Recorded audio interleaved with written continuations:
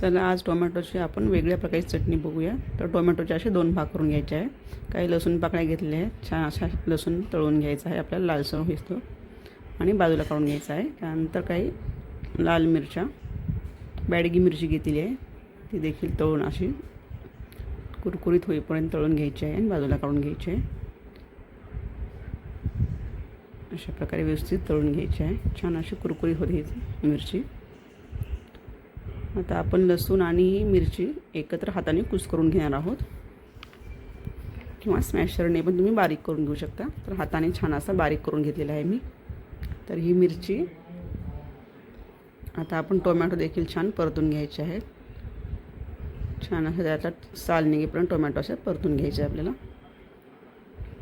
आता ही मिरची आणि लसूण पाकळ्या आपण हाताने चांगल्या कुस्करून घेणार आहोत। त्यामध्ये आपण नंतर जो टोमॅटो मऊ होईल तो त्यामध्ये घालून हाताने कुस्करून घेणार आहोत। अशा प्रकारे लाल मिरची आणि लसूण छान कुस्करून घेतलेला आहे। आता यामध्ये आपण टोमॅटोची वरची साल काढून हाताने कुस्करून घेणार आहोत। अशा प्रकारे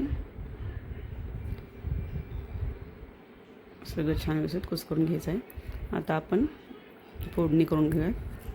तर एका कढईमध्ये आपण जिरे मोहरी टाकून घ्यायचे आहे, जिरे जास्त टाकायचे।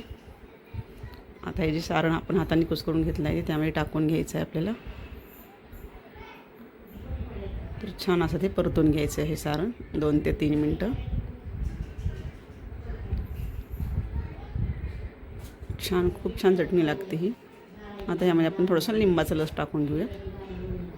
तर 1 चमचाभर लिंबाचा रस टाकून घेतलेला आहे, त्यामध्ये मीठ टाकून घ्यायचं आहे।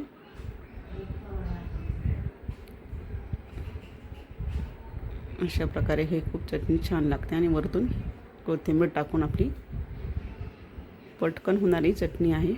तुम्ही ही भाजीसोबत, ही पोळीसोबत, भातासोबत ही भाजी खाऊ शकता किंवा चटणी खाऊ शकता।